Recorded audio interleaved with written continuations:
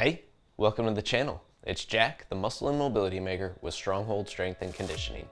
And today, I'm gonna be showing you how to fix that uneven bench press, where one side's coming up a little bit higher than the other, or even when you're set up, you notice a little bit of a tilt to that bar. But before we get into it, let's take a moment and hit that subscribe button so that you don't miss out on future content like this. Every Saturday, I'm putting out videos showing you how to resolve aches and pains, prevent injuries, and overall optimize your performance inside the gym and outside of it in your daily life and routine, and it doesn't get better than that. So take advantage of it. Ready? Let's go ahead and dive into this one.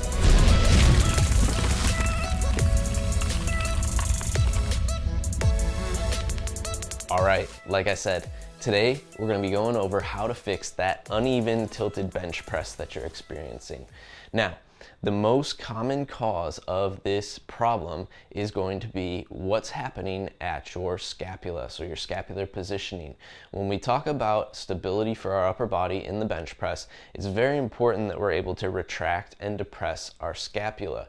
This is what creates a stable base off of the bench, that platform that we're working from, in order to be able to press more weight. If we are unable to get into a good retracted, depressed position with the scapula, then that is going to inhibit our ability to overall press.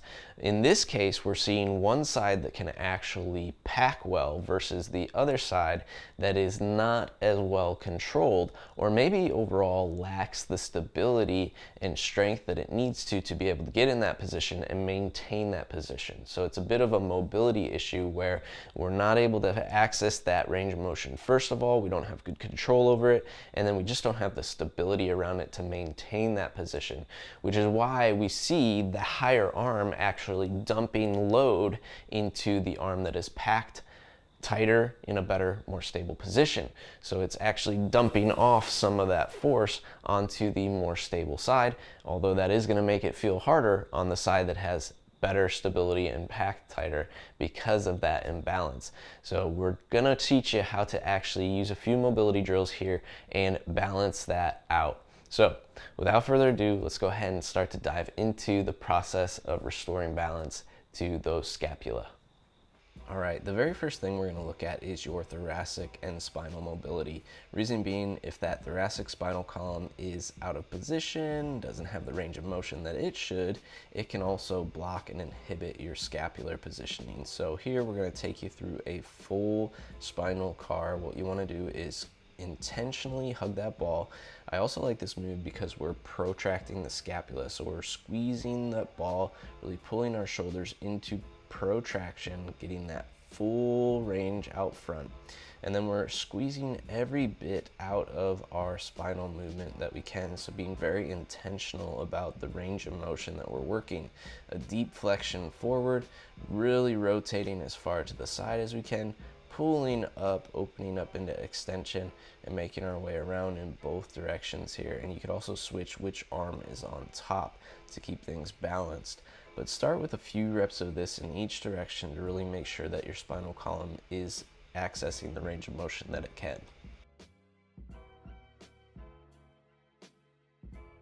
Next, we want to check your internal rotation of your shoulder. If you are limited in internal rotation of the glenohumeral joint itself, this can pull the shoulder blade out of position. So we want to make sure you have this internal rotation at the shoulder to make sure that your scapula is not getting pulled out of position just by the shoulder itself. So here we place a band on a post at about hip height. You're going to anchor it and place it at the front of the shoulder so you're facing away from the band. What you're going to see me do here is actually protract the scapula again into the band, so I'm flexing into the band from my pecs and chest. But on the relax, I want to let that band just pull me into a retracted and depressed position as much as possible. So I'm going to protract, take it through a big circle, allow that band to pull me back into retracted position, and then from there hang out passively for a few seconds.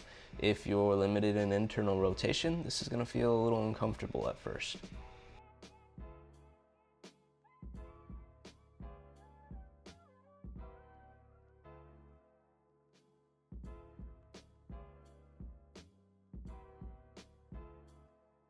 Next, we're going to look a little bit more closely at that scapular movement itself. So here I'm just protracting and then allowing the band to pull me again into retraction.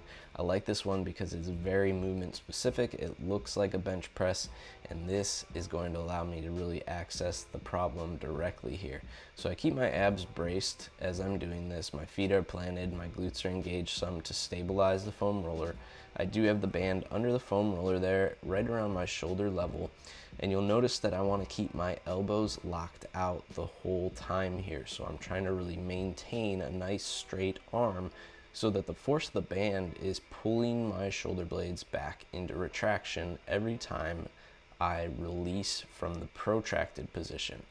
So keep aware of the arm positioning, get a full protraction against that band, 5 to 10 seconds, and then relax, allowing the band to pull your scapula to hug the foam roller. And that is our cue. We want to make sure those scapula are hugging the foam roller, retracted and depressed.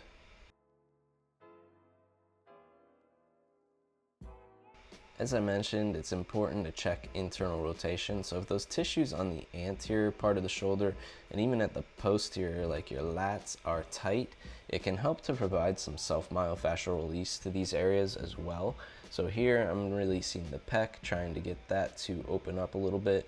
And I'm just going to trace the path of the collarbone just below it. So I'm really working those tissues from my sternum out toward the shoulder. And then I'm going to move into the anterior shoulder as well. So anterior deltoid, those bicep tissues that are inserting there.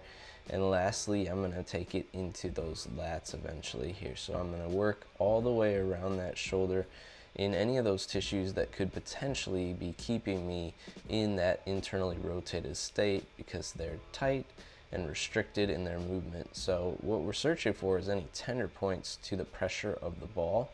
If I find things that are particularly uncomfortable to that pressure, I want to be there for a few minutes if I can, flexing and releasing, all right, just on that spot, letting that actually contract and relax, the ball going deeper into those tissues.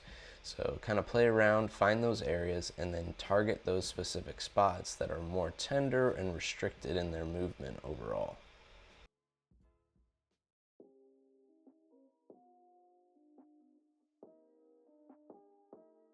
And then lastly, we want to work that stability in now at the very end here after we've opened up all that range of motion. So the very first thing we're going to do here is use the hand on the handle and the free hand to get ourselves in a nice loaded position, bottoms up. So I assist myself to the bottoms up, roll to my back. I'm going to drive my elbows down into the floor, get my shoulder blades rolled down and back into that state position of my bench press. My glutes are engaged, everything is pulling back into the floor. You can't quite see that here, but there is a tension that's driving back into the floor. What I want to be careful of is that I don't allow my body to rotate toward the loaded side.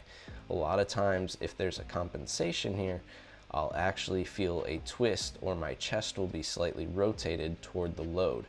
So here I'm trying to stay as open as possible and minimizing or negating any rotation at all. We want to really keep that out at all costs.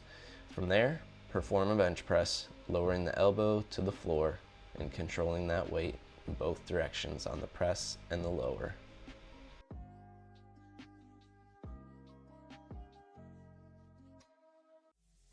All right, and there you have it. How to fix that uneven bar path, that tilted bench press that you're experiencing. If you like this video, make sure you let me know by clicking that big thumbs up down below, and take a moment to share this one with a friend. Maybe you're spotting them and you notice that path is uneven quite regularly, pass it along their way.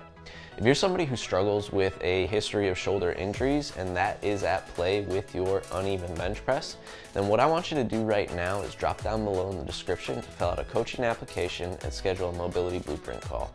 Essentially, this is our opportunity to get on a Zoom call together so that I can first of all take you through a bit of an assessment and gather all the information I would need to tailor a program specific to your needs. Once I have all that information, then I can lay out for you in full detail what that program would look like and answer any questions you have about your program. So if that sounds good to you, take a moment, drop down in that description, fill out that coaching application, and we'll go ahead and get you started.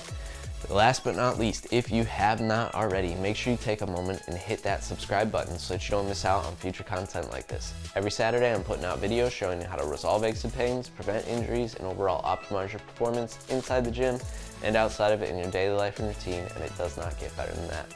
So take advantage of it. Welcome to the Stronghold Army. We'll see you next week.